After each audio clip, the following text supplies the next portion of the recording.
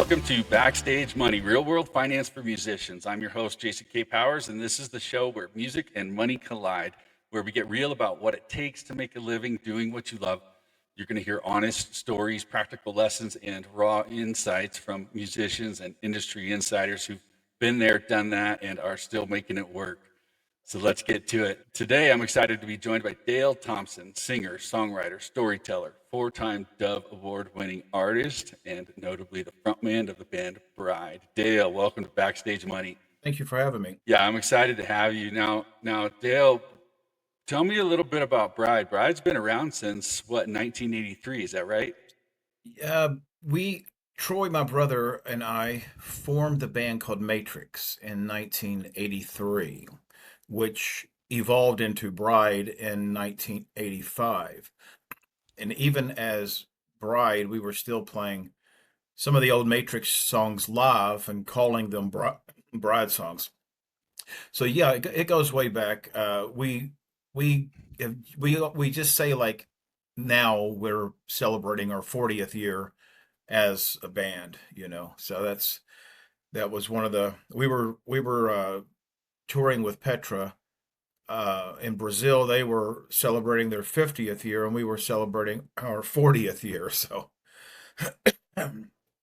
That's awesome. yeah. That's fun. Yeah, that's one of the reasons I wanted to have you on the show is just that. I mean, you guys have been around for a while, and you've seen the ups and downs of the career and the good, the bad, the ugly, and you've got some experience under your belt, let's call it. Yeah. Give me a kind of a quick rundown of how did you guys even get started? How did all of this just come to life in the beginning? I come from a very musical family. All of my uncles play music. And my dad, we just grew up in a home where dad was always singing and playing guitar. And then back early on when I was just a small guy, I just remember them in my cousin's basement, 4 or 5 people playing guitars, mandolins, banjos, violins, or fiddles, whatever you want to call it. And so Troy and I grew up playing music. We had a Southern gospel band. I believe I was probably 10 or 11 and Troy was like 8 or 9 or something like that. And we traveled around the local churches. We were called the Hillview Lads. Well, that was back in the 70s. So we have all that, just being inundated with music all the time in the house.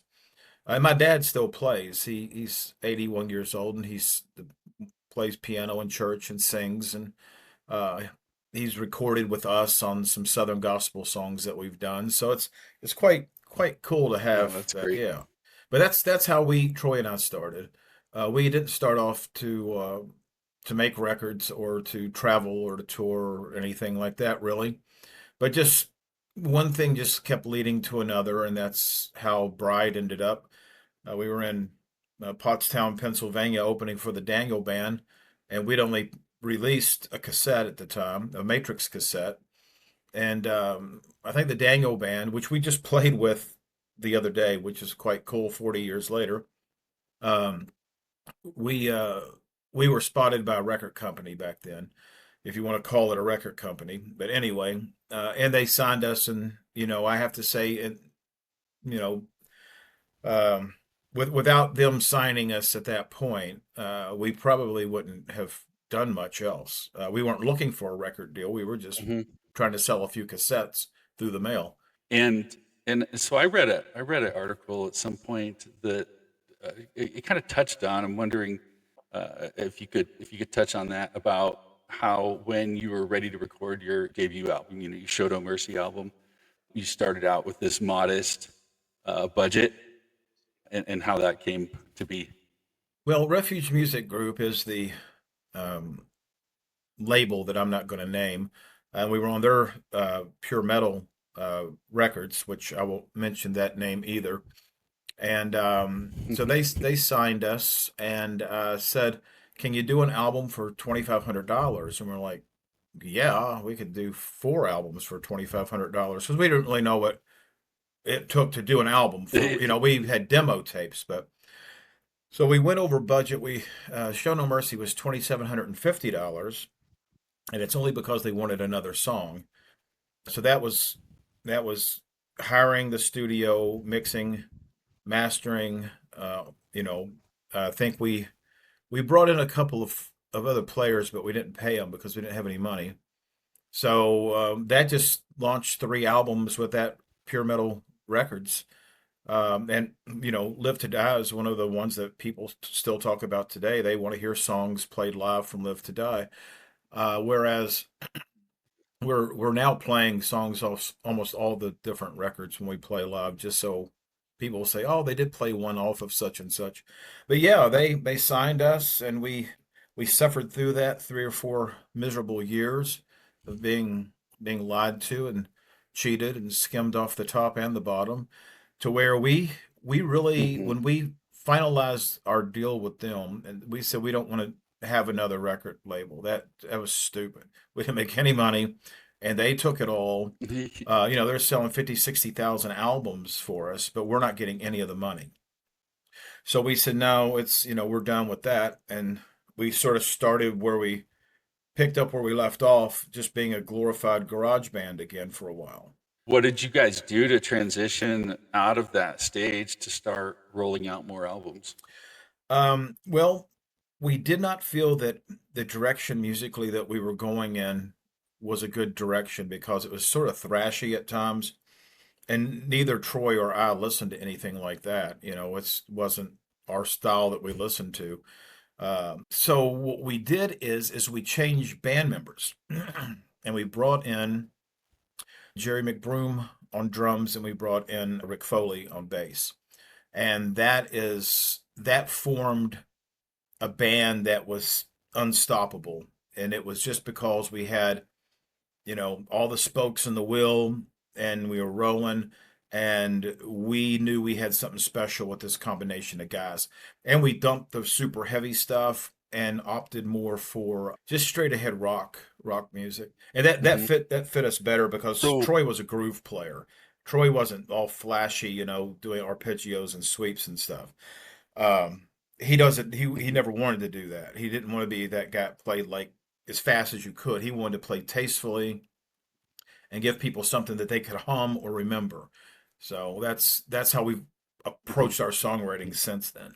You kind of it seems like sort of a stay true to yourself, so to speak, and find that Yeah, pretty much. Because what really works for you guys in your core, right? Yeah, because what really pushed us into the super heavy stuff is that Troy back in the day wasn't playing a lot of solos, and I thought we needed some solos on the albums.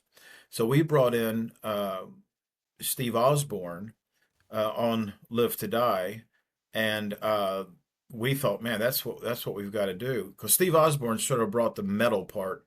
Troy's got the hard rock part. And then when we stopped recording with Steve, or stopped writing songs around his guitar, that's when we found ourselves. That's great. So tell me about, like, what's one money lesson, let's call it, that you wish you'd known when you started out in this venture? Well, there's so many. We didn't know what cross collateralization was. So what that basically means is a record company does an album for you, and you don't have to pay a penny. You just show up, they do the album for you. Say the album costs $20,000. You don't get any of the money from the sales of that album until that $20,000 is paid off. And if it's not paid off, and they give you another $20,000 for the next record, they combine the two together. So each album doesn't stand on its own. They just start stacking the dollar amounts until it's some astronomical fee, according to them and their accountants. Uh, they were charging us 40 grand to do an album. Well, we weren't using anywhere close to that sort of studio time. So they were, fixing the books and all this. So we would be smarter now, take big advances up front, because that's all you're going to get is the advance. You're not going to nobody's making any money on album sales now. You're pretty much, if you're not on the road playing, you're not making money. Okay. Well, so that would kind of be one of my questions is what's been over all the years, what do you think one or two of the most reliable ways you've earned income through music Well, has been? definitely touring, having merchandise that people want to buy, because if you go out and you playing shows just for the honorarium, which isn't much, hardly, that bands on our level, we don't get $50,000 a show. So when you're playing on our level, you need merchandise, you need something appealing to the fans so you can sell, um, t-shirts, CDs, whatever you can come up with. I mean, we used to have a major abundance of different uh, merchandise products, hats and buttons. I mean, we had everything all the other bands did, and that's how you made the money, because the honorarium paid the guys a little bit, and it paid for your trip to the show and back. Uh, but it didn't put any extra money in your pocket. So unless you were playing, you didn't have money to survive and to eat on if you had big lulls in your touring. So we tried to go out and do about 100 shows a year. But yeah, we learned that if you're not selling merchandise, you're not, banking any money. Yeah, merch seems to be a huge one, especially it seems like every show I'm at, those are the longest lines, of course, besides the food, but Yeah. merch is people love the stuff. People love taking home the memory, the physical, tangible memory from that show. Yeah. And that's great. I love merch stuff. Mm. I spend way too much money on merch, and but that's where it's at, right? I mean, Yeah. that supports, I think, the artists the best up front and the best on site. Yeah, because if you say you're trying to depend on your honorarium, if you don't get at least half of that money up front, a lot of times what happens is you play the show, and after the show, the promoter says, "Well, I've come up short tonight. I can't pay you what we agreed to. I had to pay the light guy and the sound guy, and the band is always the last person to get paid, or used to be, and so they end up stiffing you half the honorarium anyway. So if you haven't made that money up somehow, then you're actually paying out of your pocket to pay your band to play with you, and it should come off the Yeah, show itself, but uh, live and learn. sure, sure, sure. So career-wise, what do you think, if you could pin it down to one or two pieces of advice, what's kind of the best financial or career advice another musician or another mentor in the industry has given you? Well, I guess just don't put all your eggs in one basket.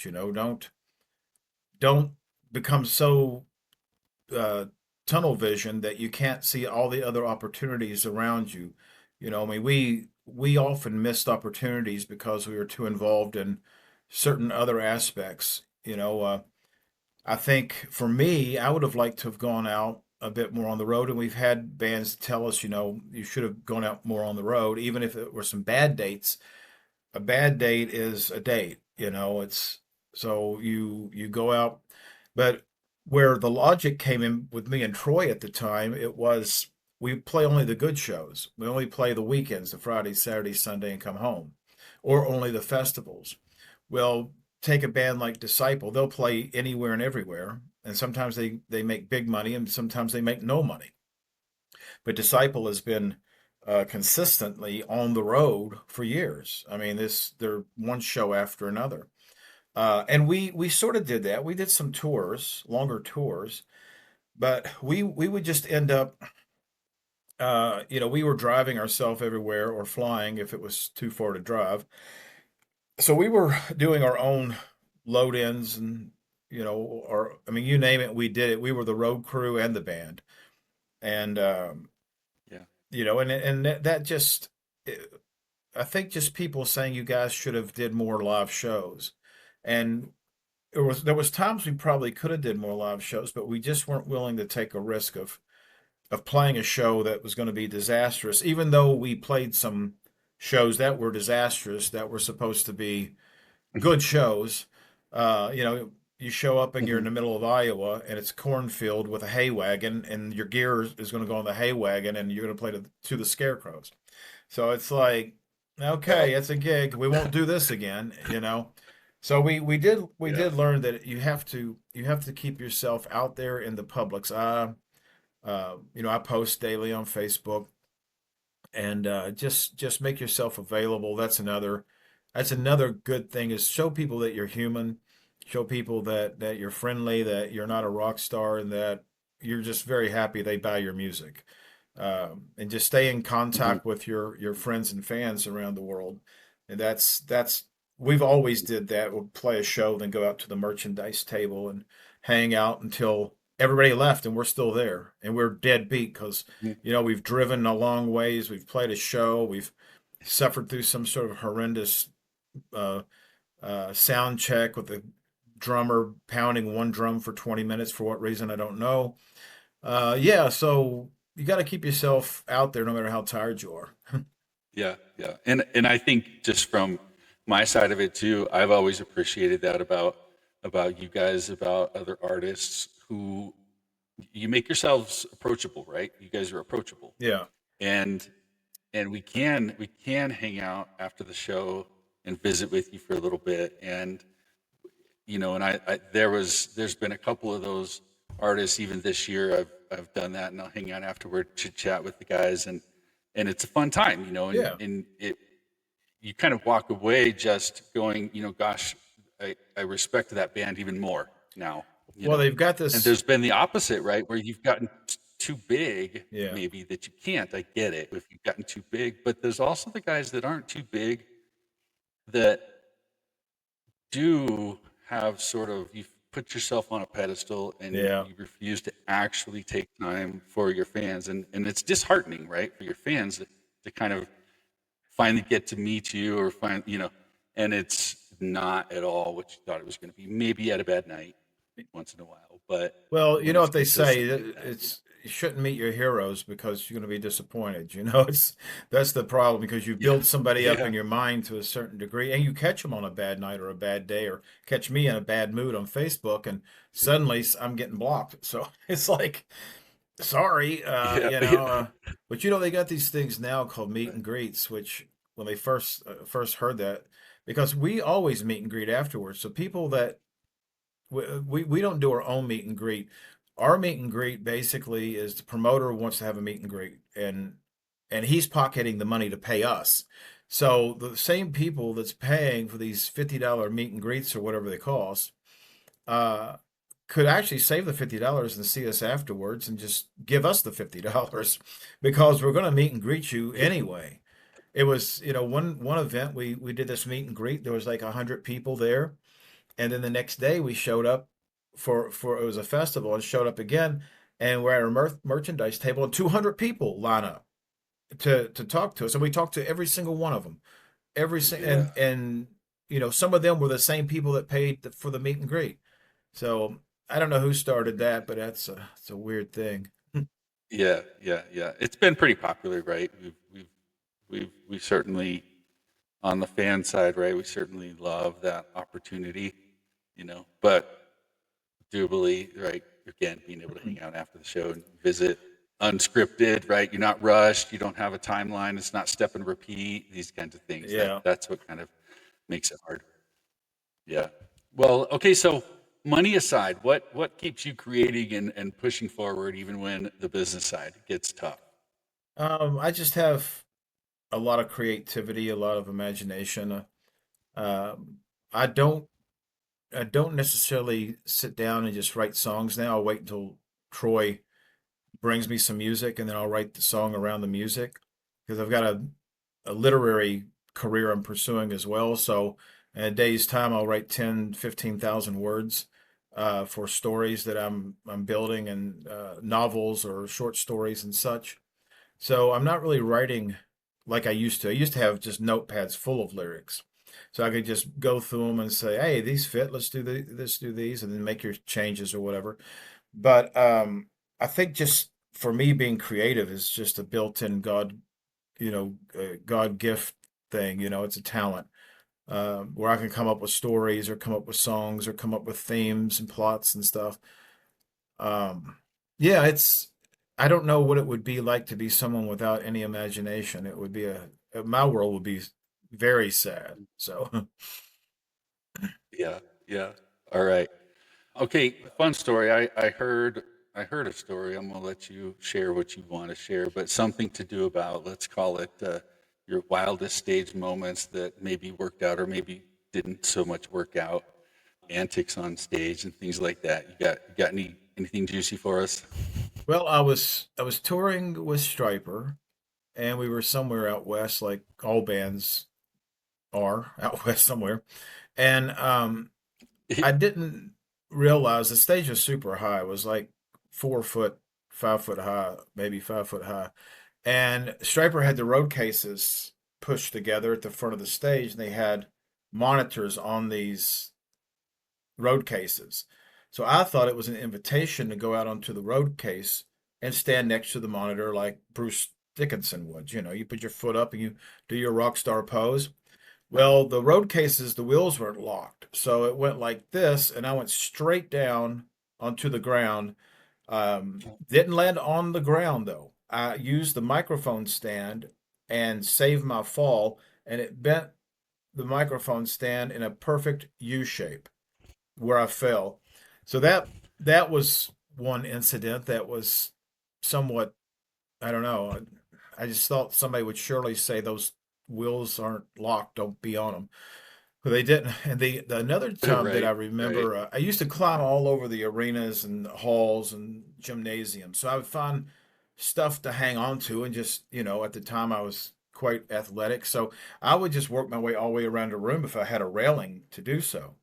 So we was at this really nice theater playing, and they had all this cool sconce stuff and lion heads and all this, but there was a railing, so I took it as an invitation that I can do my stunt. I'm just going to use my hands, and I will be over top of the audience and all this.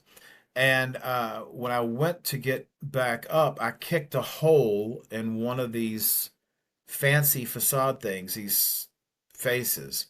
So that was quite costly. I still remember, I think it was $300 or $400 we had to pay Big because I bill for that. kicked a hole in their building. Yeah.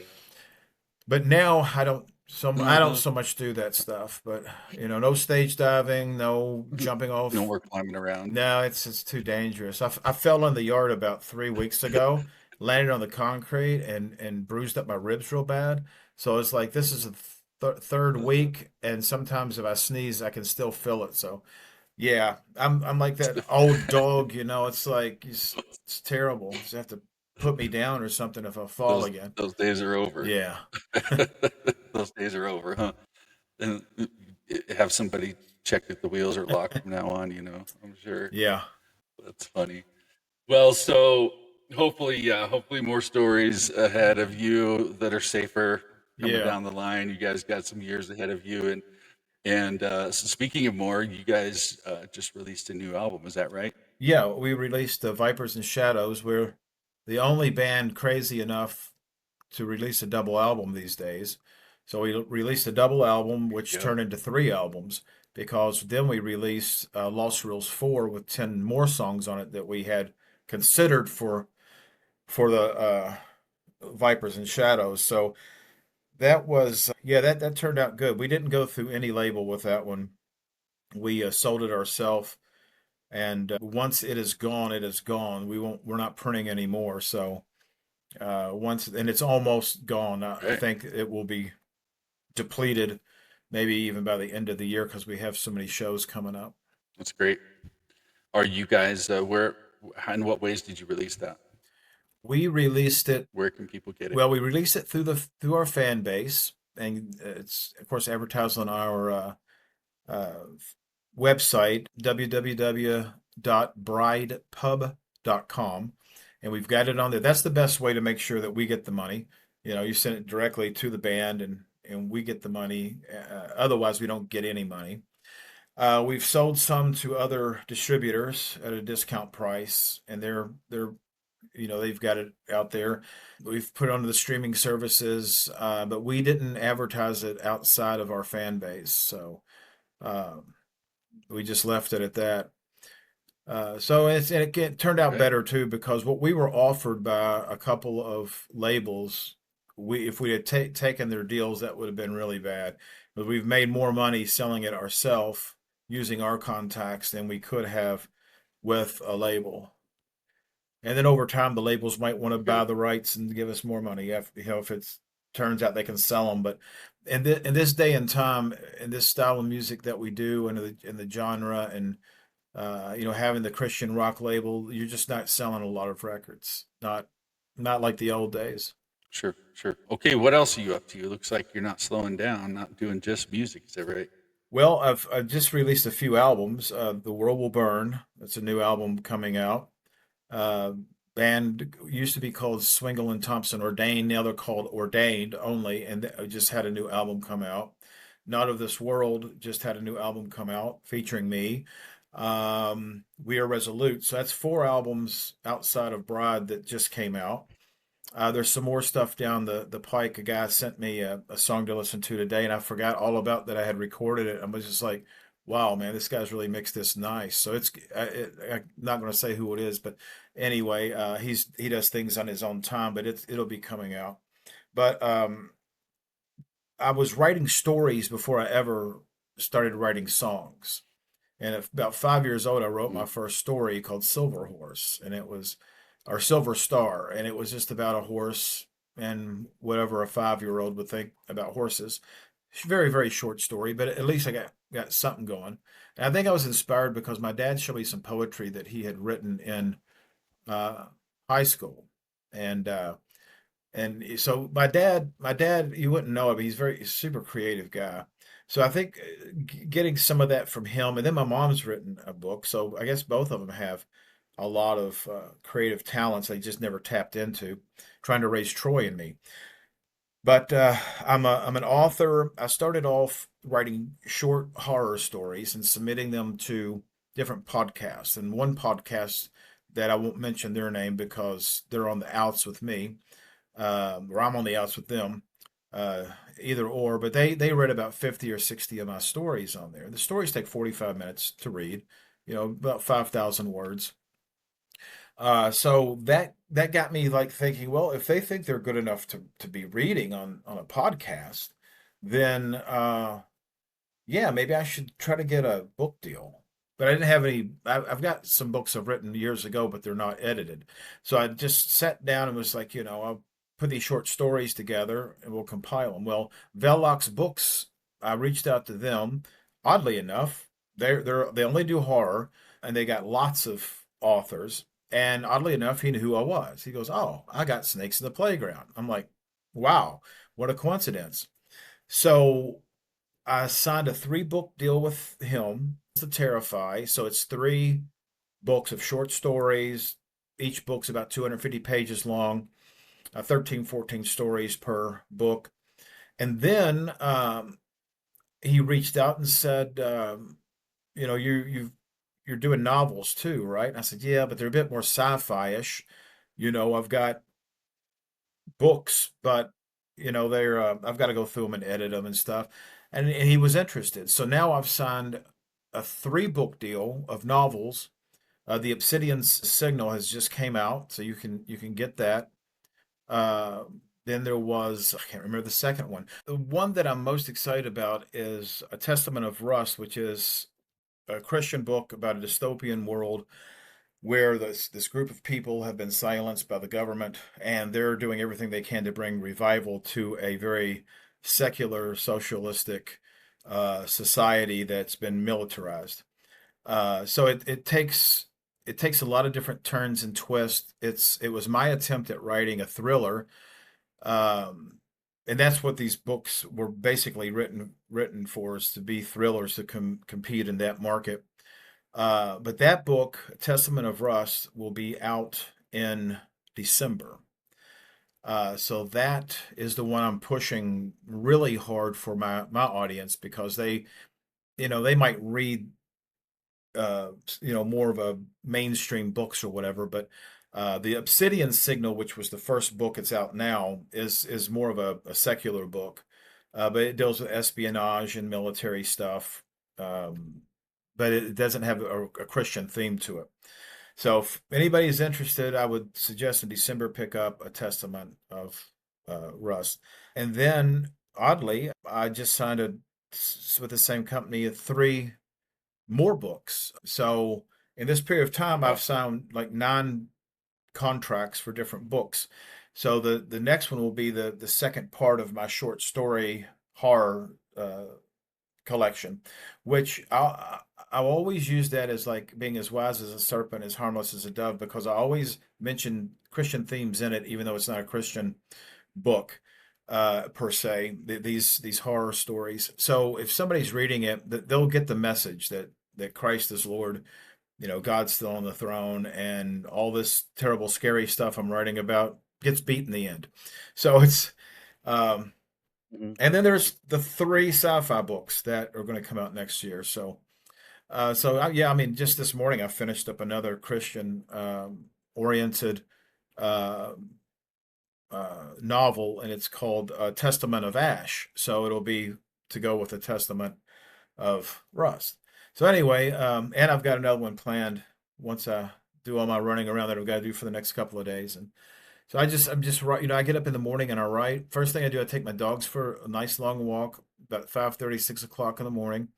I come back in. The dogs are tired. They want to lay down. They lay behind me here and watch me write. And then I just write until I would just realize the day's gotten away from me and I haven't eaten breakfast or lunch. So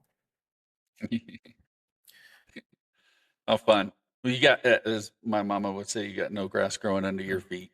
I like to stay busy. Sounds like. Yeah. Funny. Yeah. I like to stay busy. Yeah, yeah, that's awesome. That's awesome.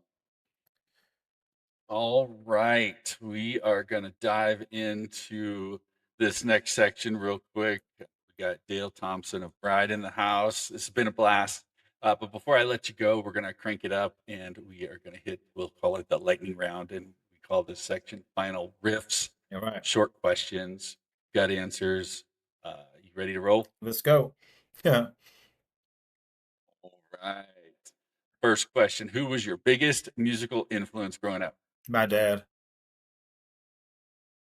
Yeah. Your dad. Yeah. Without a doubt. What's a non-music hobby? All right. What's a non-music hobby or passion of yours? Well, of course, writing, but I guess I would usually working out when I'm healthier. So, yeah. That's good. Coffee, tea, or something stronger? Coffee, black, strong. Black coffee, strong. What pets do you have and what's their names? I have 2 dogs, Roscoe and Dio. They are fox What kind of dog? fox terriers. Or yeah, fox terriers. They're the short-haired ones, not the wired hair terriers. All right. What band or artist will you never get tired of listening to? Probably I would have to say, oh shoot, they're on the tip of my tongue. Sigur Ross, Icelandic band. All right. If you weren't doing music, what would you be doing instead? Uh, Most likely work in construction. Yeah. Yeah, that's what I grew up doing, and I would be either a builder or plumber or whatever. Yep. Yep. That's great. All right, guys. Huge thank you to Dale for being on Backstage Money, and for everyone listening. This podcast is about more than stories. It's about building a community of musicians who take control of both their art and their money. So if you'd like to learn how to do that yourself, I put together a free ebook. It's called A Musician's Guide to Infinite Banking. Head on over to 1024wealth.com/music and grab your copy. It's my way of helping you start changing the way you think about your finances and your future. Thanks for tuning in to Backstage Money. If you enjoyed today's episode, hit subscribe on your favorite podcast app and share this with another musician who needs to hear it. I'll be back next time with more real-world stories and strategies from behind the scenes of music and money. Until then, keep your money and your music working for you. Thanks, Dale. Thanks.